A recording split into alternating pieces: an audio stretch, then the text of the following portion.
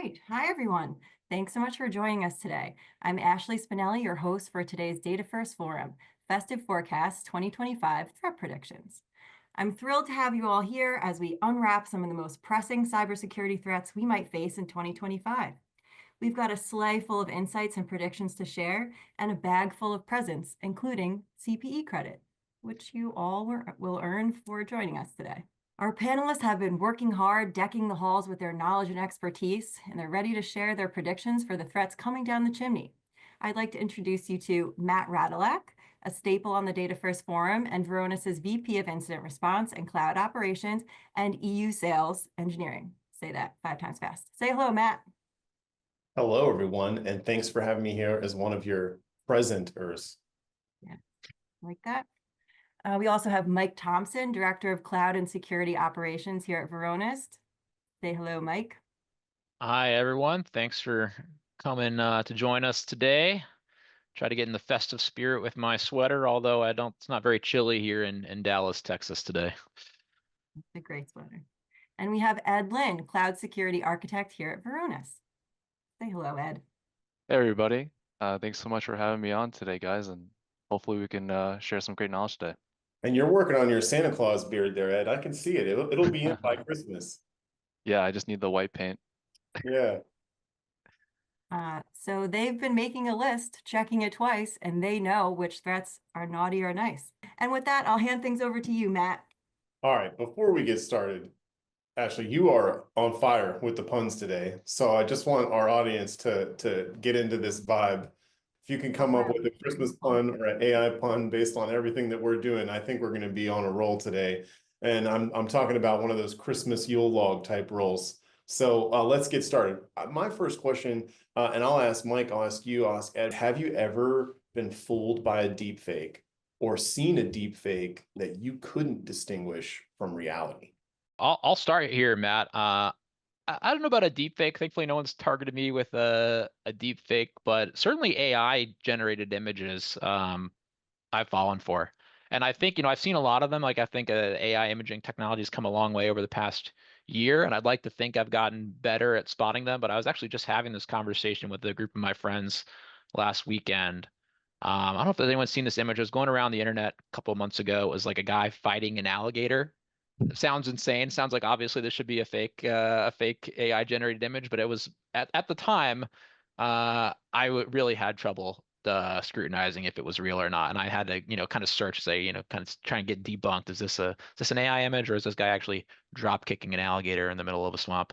I recently went back and looked at that image again, and it was pretty clearly AI, but I think my eye has learned a little bit better how to distinguish that.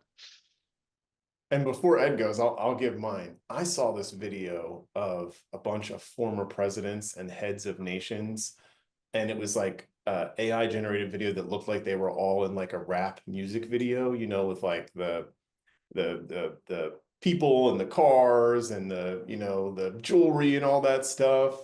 And when I was first watching it, I was like, man, this is some good material, but then they had so many different world leaders, I kind of had figured it was a AI generated video. What about you, Ed? Yeah, I would say similar to Mike, thankfully haven't been targeted by a specific phishing attack or a video deepfake from a relative to try to garner some money from me. But the one example that I always go back to that's really fooled me would be the time that image of the Pope wearing that very stylish puffer jacket circulated the internet. And when my friends showed that to me, I immediately thought that was accurate. I thought that was real. I thought, wow, the Pope has a great sense of taste. It looks amazing, especially with the large blinged out necklace. I just didn't doubt that was real at all. And of course, looking back on it, it was a bit silly, but I really think with the way that AI is really increasing its ability to have high fidelity, it's gonna be even more convincing in the future.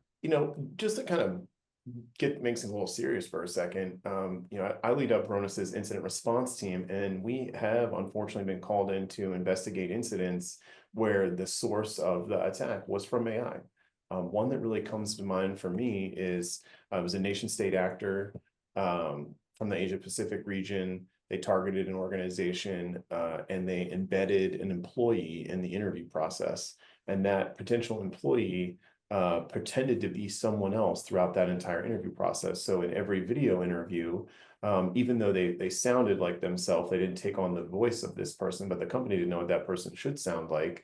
They were able to disguise their image and look like this person from this particular LinkedIn. And if you Googled this, candidate's name, you'd see pictures of them. If you went on their Instagram, and this AI, overlaid image in these video interviews represented this fictitious person, but in fact, it was a nation state actor trying to break in and steal the company's secrets. Now, ultimately, what tipped them off was an alert and escalation from the Varonis Managed Data Detection and Response Team that person was logging in from a geolocation that was outside of that company's repertoire, and then they were accessing a bunch of source code information with the intent of exfiltrating it, and we were able to stop that. But it really, for me, like I've always thought about like deepfake phishing emails. I always thought about, deepfake videos that might like change the mind of the populace, but not something as persistent as having like 7 rounds of virtual interviews and maintaining this deepfake persona the entire time.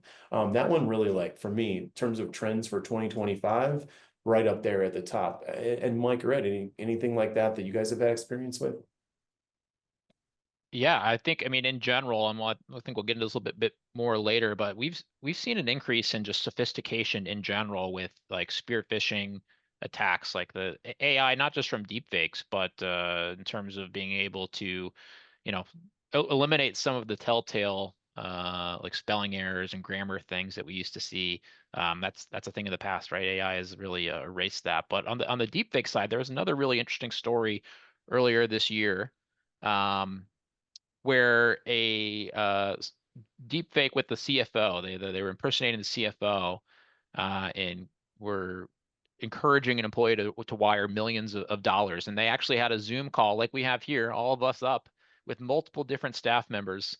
Everyone was the deep fake, but the mark who they were trying to get to wire that money. And if it'd be one thing with one deep fake, but multiple people, you're seeing multiple staff members all in one Zoom.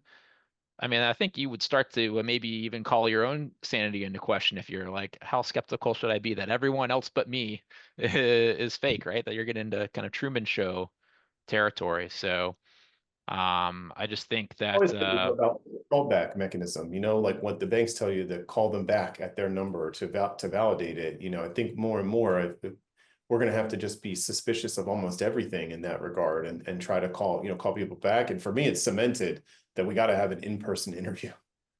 oh yeah, for sure, right? Get that point of contact, get that reference, meet him in person. Can't trust what I see, unfortunately.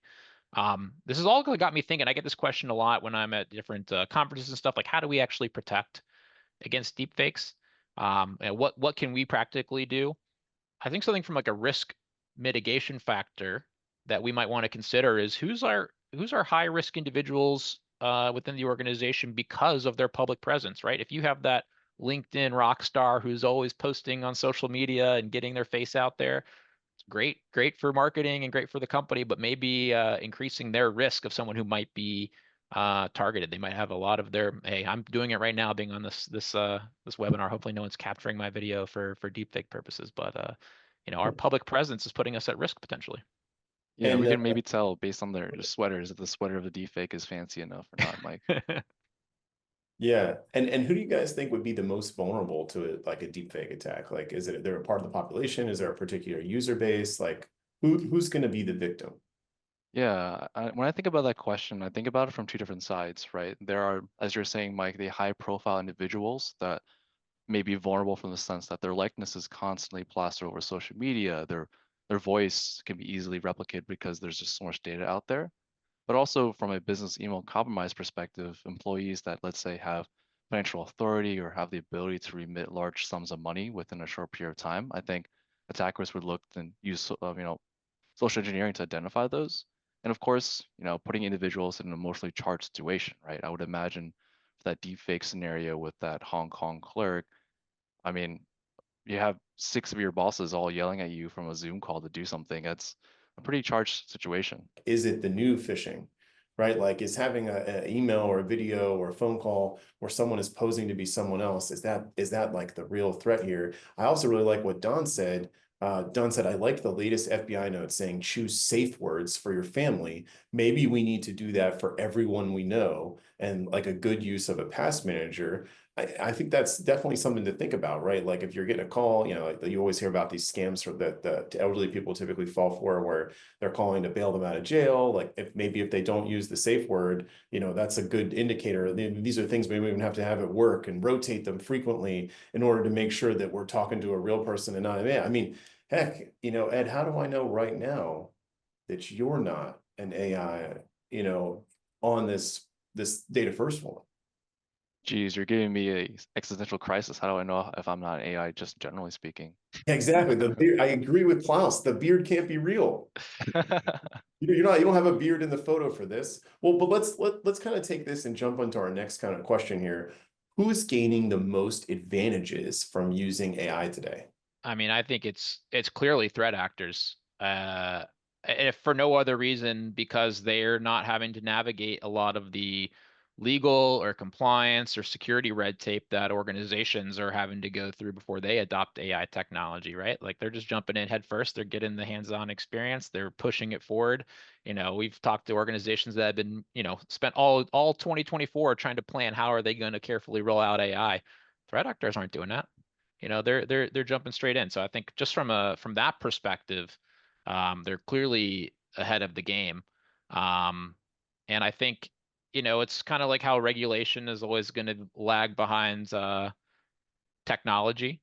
I think the same thing can be said from a defense perspective, right? There's going to be novel things. We're always, unfortunately, going to be playing catch up. Like this is a brand new set of capabilities and new attack surface ultimately as well. And we're going to have to, as defenders, catch up to that. Yeah, Yeah, and I mean, the attackers already have a toolkit, right? You can just you can either use the commercial toolkits, or you can go on dark web and find AI hacker toolkits like ready to go. I mean, you don't even need a whole Bitcoin anymore. You can buy it for a small portion of a Bitcoin. and I was just gonna say, right? I think AI really does a great job of democratizing and lowering that barrier of entry, right? I think in the past we were concerned about script kiddies, but now script kiddies can literally, in natural language, let's say, type in a firewall that they've scanned using AI and just ask, what vulnerabilities are available here. So it really lowers the barrier to entry. And they use AI to really automate that attack and reconnaissance and all the different sorts of processes to increase the speed and scale of these attacks here. And let's kind of turn this, let's not get too doom and gloom, right? We're obviously meeting with a lot of organizations that are taking AI security seriously.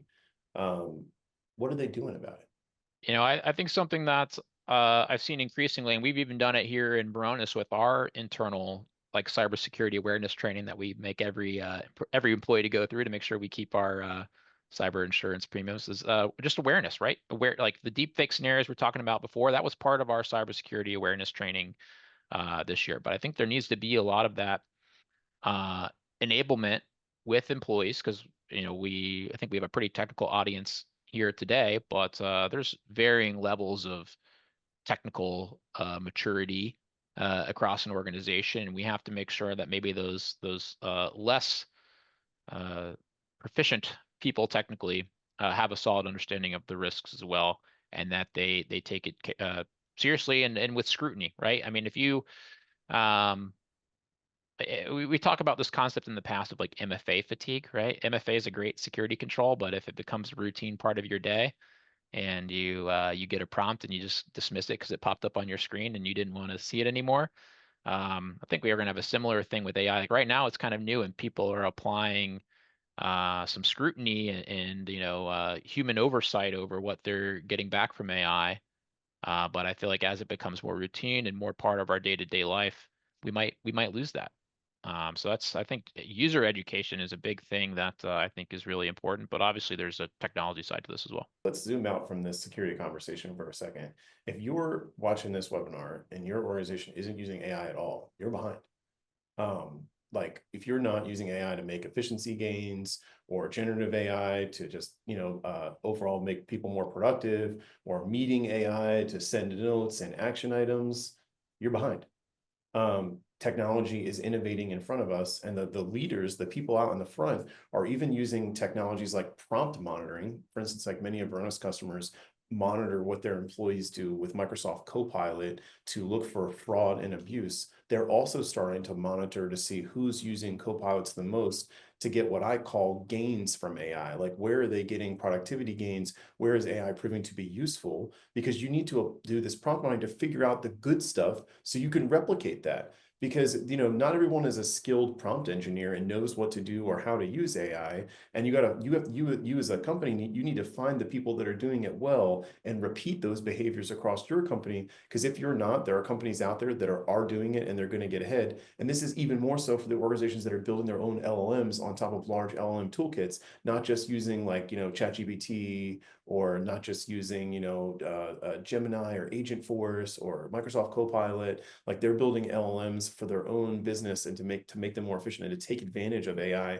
much like Varonis does in its own products. You know, we have things like AI-based classification, we have things like AI security analysts, we have things like AI natural language querying inside of our interface. It makes a better customer experience. So you have to look at yourselves and report to your board on how you're either making things more efficient, making your company make more money, or providing better service and a better experience to your customers by using AI alongside of all the things that we're aiming to talk about on the session today, which is what are the biggest threats that we predict for next year and how AI is going to be a part of it. And maybe that's like a good place for us to, you know, kind of pause for a second, but also think about like, how does this play a role with like hybrid cloud security and all the challenges that have cloud?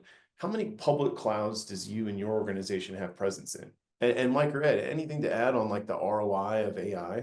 You have to really work closely with the business, understand all the use cases. Like what we've seen a lot of organizations do in that first phase, right, is kind of figure out that pilot group of users, say, all right, I'm going to have a few different teams, different business units, different stakeholders, you know, dive in, see what they can do for it, and figure out what's worthy investment. Not every team, not every business unit is maybe going to have the same ROI, but if you get that technology into the hand of, you know, I think that ROI is there. You just have to really work with the creative people in your organization who can maximize that technology. But it can be hard to quantify, right? You need that feedback loop with the people that are using the technology.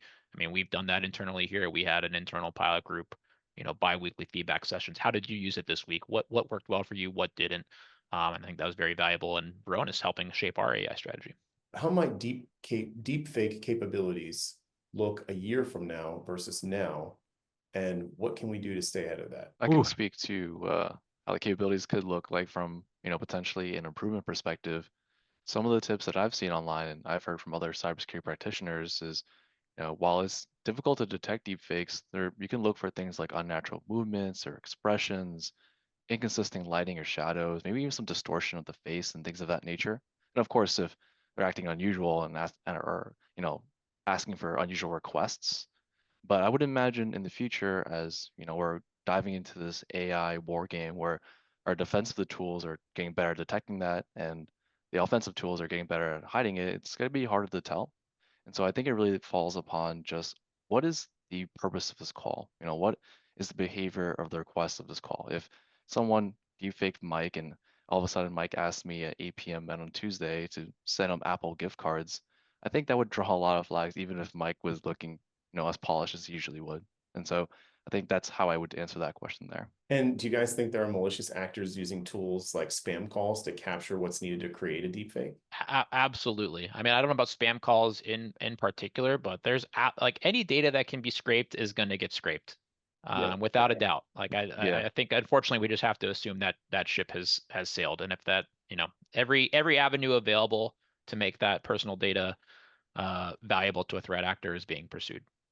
I mean, we're I doing it right. mean, The three of us yeah, are creating content right now that someone could use to train a AI to look and sound like us and even make the same corny jokes as us. You know, I think Ashley's AI would make a ton of Christmas puns. Like it would learn pretty quickly. Now, like but this at the same vein, you know, you spam calls, like let's think about it. Do you really need to? Oh, there's so much on social media. People have videos, they have, you know, there's YouTube videos. If you're in the public domain at all, there might be recordings of you speaking. You know, they got pictures. I mean, there's a lot already probably out there of what people would say is your likeness. that could be used to train AI, they almost don't need to use a spam call. Now, I want to just cover one. We've got so many great questions that have come in. I just want to cover one more before we jump into our next poll. Is there a new or novel attack vector that AI has introduced? If so, what is it? I was gonna say one thing we've seen is yeah, like again, I kind of mentioned this earlier. AI is a new attack surface. We've seen remote code execution against AI models. Another thing that we've seen is like rogue AI apps, right? Like if you're trying to download some chat GPT client that is supposed to give you access to all the advanced features, but really it's just the essentially the public version, and it's capturing your data and using that, like basically serving as a proxy to steal your information. Like there might be untrustworthy apps that are trying to bait in users to use AI and capture their information. So two things I wanted to touch on, Ed, but I didn't mean to cut you off there. And of course, and I think something interesting that I read recently as well is that more and more people are starting to see AI software or software that was generated based on code prompts that you would receive from, like, let's say a ChatGPT, being a weak link inside the software supply chain, right? I think I saw somewhere that there have been maybe 40% of outages this year that was associated with improperly written code that was associated perhaps with ChatGPT or GitHub Copilot or Amazon CoWhisperer, perhaps not giving the best code that is oftentimes reused and repeated. And so you have, of course, the malicious aspects of attackers utilizing AI tools, and then perhaps AI being replicated and reused without the highest level of scrutiny to develop the code that our infrastructure may be utilizing in the first place. So different avenues here, I think. Yeah, and then wait till the AI decides it wants to do this all itself, and it's us versus a self-learning AI of AI attacks. Will deepfake risk be part of the new assume breach mentality in our governance strategies? And do we need to have safeguards to assume that everyone isn't who they say they are? I think Matt, you introduced me to a concept last year, which is kind of real world MFA. This is something I didn't know existed until I hopped in an Uber with you and you gave a PIN code to the driver. And I was like, what was that all about? And you showed me. It's like, hey, this is MFA in practice. Like I don't want to get abducted by a rogue rideshare driver. Yeah, So or just get in the wrong Uber and go in the wrong direction. I mean, I true. guess Maybe that's a little less bad for business, one's bad for my personal. I don't even shut the door. Just for those of you that don't know, this is a security feature in all the ride sharing apps, or at least in Uber, where you can have multi-factor authentication with you and the driver. And so I open the door to the Ubers, I give the PIN number, and until it actually confirms that they're them, I don't sit in the car and close the door just in case. I mean, I think maybe is that we're going to do that in every single meeting. No, but in the right meeting and the right topic of conversation, like that might be a control we need to start implementing. Like if we're discussing wiring millions of dollars, absolutely, we need that real world Maybe we need a practical prompt for MFA. MFA right now. And if you guys fail the MFA prompt, like, you're kicked off the data first forum, right? Because then you'd have to have something you'd have to have the phone, and then, or the multi-factor token, and then you have to provide it on demand. Maybe multi-factor authentication is the place for this.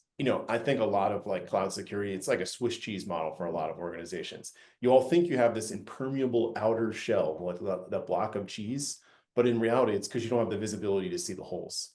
The more that we conduct risk assessments and we look in cloud, I use the Swiss cheese analogy a lot, and it's a lot of that is because data flows like water through like the membrane of your organization, whether it's people, it's collaborative data stores like 365, it's Kubernetes, it's databases in your cloud, it's compute or object storage in your cloud. Like data is flowing so rapidly, and it's not all user initiated transactions. A lot of it is API and service-based and token-based transactions that you might not even have visibility into. And so it's very, very unlikely, unless you have a very small cloud, that your cloud is being equally protected. And what do you guys think? 100%. Ed and I both work on the cloud security architect team here at Varonis. We've done hundreds of risk assessments of different environments, looking at AWS, looking at Azure, looking at Google Cloud, looking at SaaS applications. And you're 100% right, Matt. Like people tend to laser focus on like a priority, right? Like this is the cloud that we're, for whatever reason, is getting our attention from a security effort standpoint.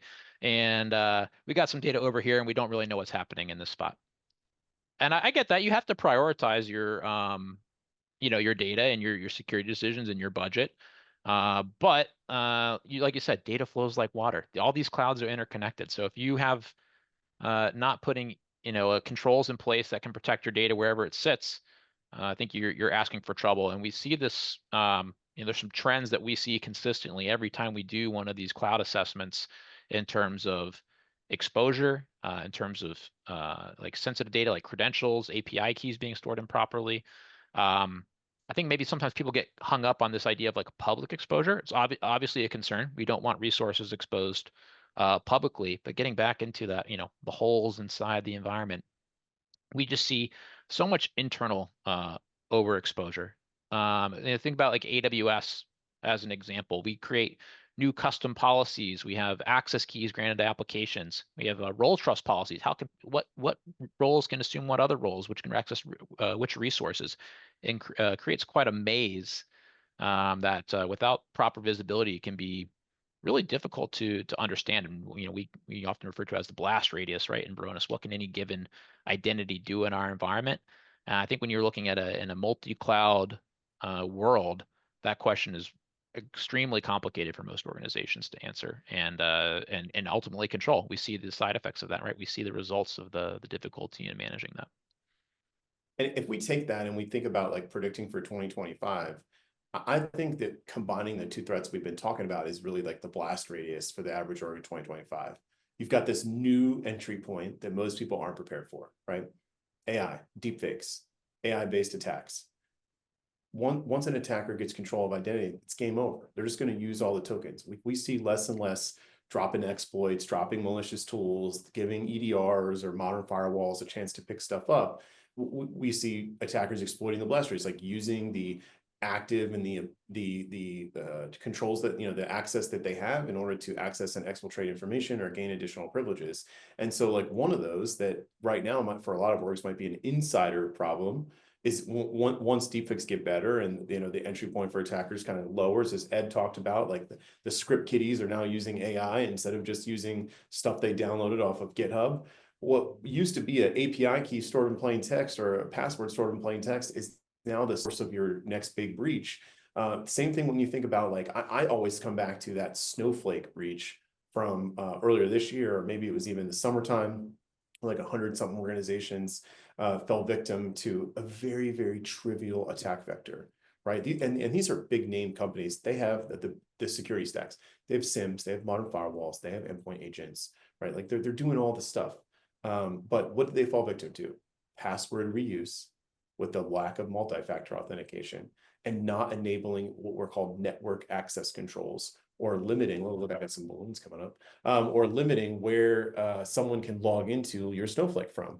And the lack of those two controls and the commonality that people reuse their passwords between different applications led to 160 or 170 organizations to get their Snowflakes breached, right? That's just one cloud app that is often interconnected to other things that was exposed because of password reuse. Like, I think we're really just at the tip of the iceberg in terms of trends and predictions for 2025 on how inside exposures become external exposures and breaches in cloud. Yeah, the group responsible for that, Shiny Hunters, they've been in the news again recently with a major AWS breach, right? They're really focused on finding these credentials via some mechanism, info stealer malware, as an example, and then and using that, right? And if you don't have those like you said, Matt, these are basic controls, things that could have, we'd like to think, very easily prevented.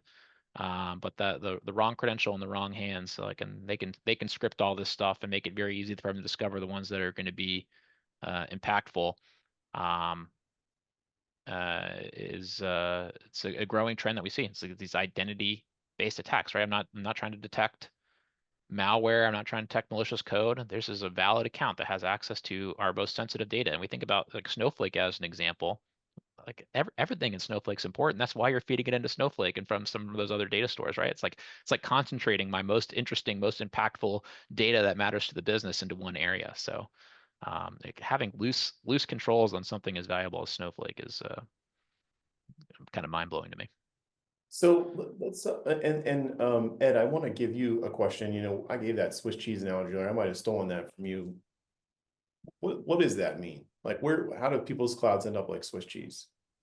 Yeah, I think it's a great question. And I think what we've been discussing so far, which is obviously incredibly relevant, are malicious attackers or those with that malicious intent that are looking to exfiltrate and steal data from these cloud environments. But again, to what Mike was mentioning, what we just see time and time again is it's not even those with malicious intent that are always causing these sorts of data exfiltrations and breaches. For example, I was conducting a data risk assessment for a client that was heavily reliant on AWS. And as we delved into their cloud configuration specifically, we actually discovered something very alarming. It turns out one of their AWS administrators, which obviously is a non-malicious actor that we know of, just doing their job, had made a seemingly innocuous change to a security group, or basically a virtual firewall that inadvertently granted unrestricted access to their entire or one of their many Postgres databases, which basically means that to anyone on the internet with the right tools and a bit of know-how and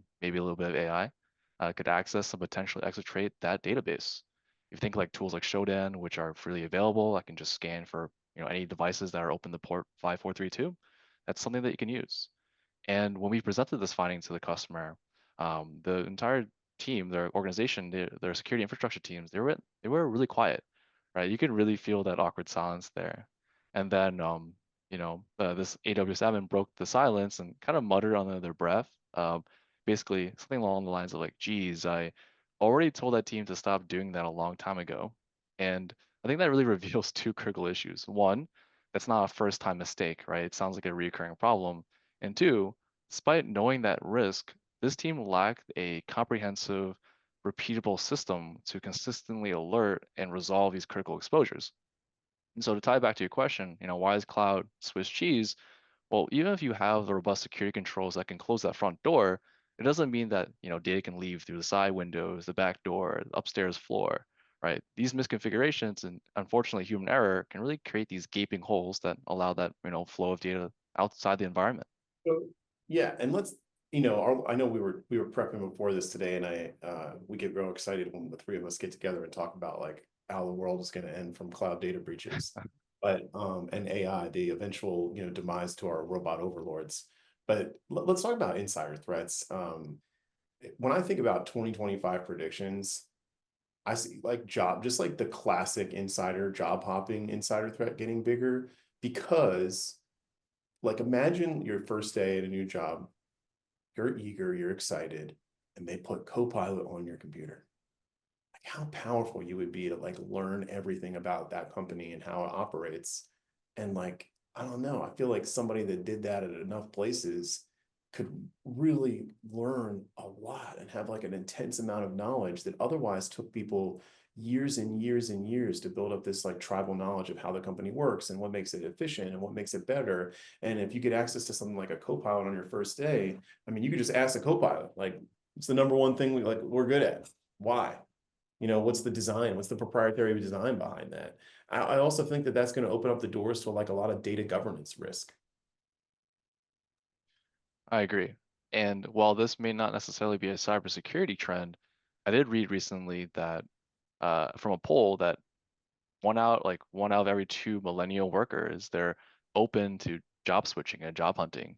And so meanwhile, while it's not necessarily malicious that what they're thinking that they're doing, what's stopping someone from doing a report export in Salesforce, grabbing a list of clients and bringing that to the next customer or a conversation, right? And so I think governance really has a big play, especially when it comes to job switching and understanding the right controls you might have.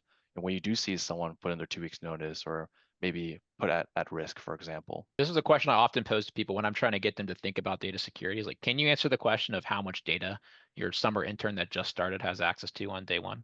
Do you have any way to quantify that? I mean, we know that because we do that with Varonis, but for a lot of organizations, that's an impossible question to answer, even more so to know what that data is meaningful. And I think, to Ed's point, right, people are just hopping jobs more. Like, if I'm not planning to leave Varonis, but if I were, I'm sure whoever it would be like, what can you teach us? Like, what did you learn at Varonis that you can learn to make us better? That's an attractive quality in a candidate. Negative Ghost Rider. The pattern is full. So,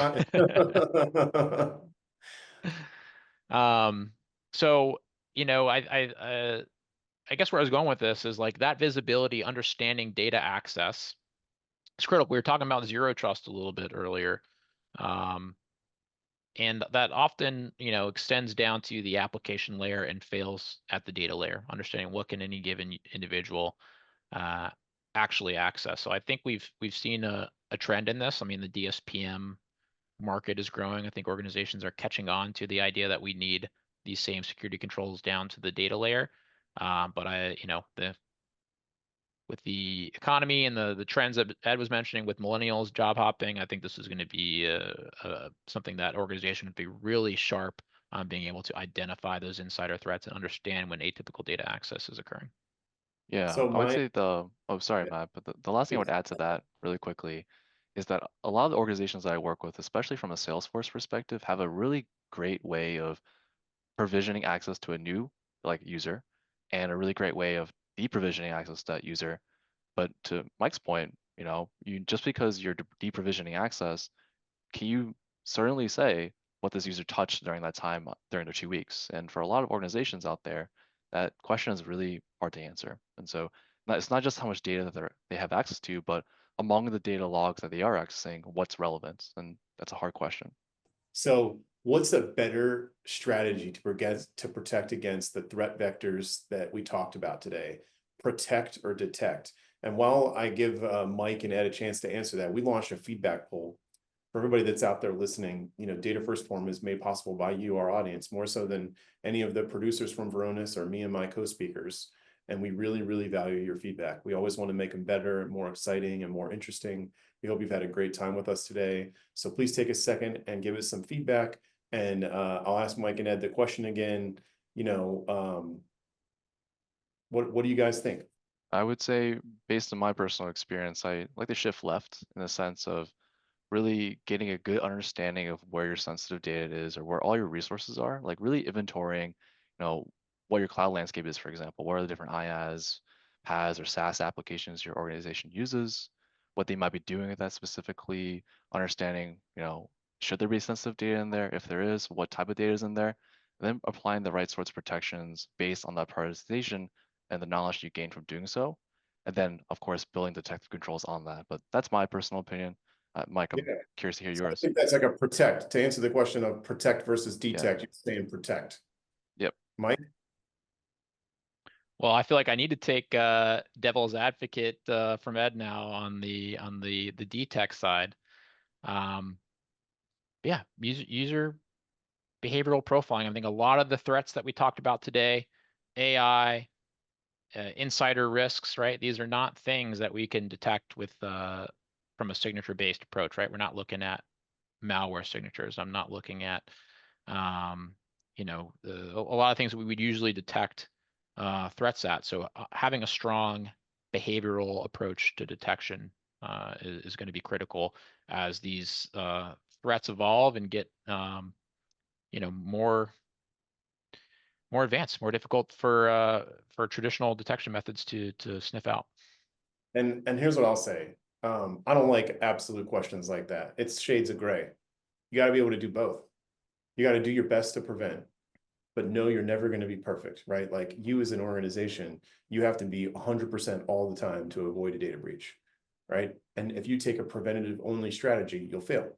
Even a zero trust network is compromisable by an insider. Look at the Textera breach. It's like this guy got into the most secure facilities in the world, a SCIF, where they process classified data. There's guards with guns. There's EMF protectors.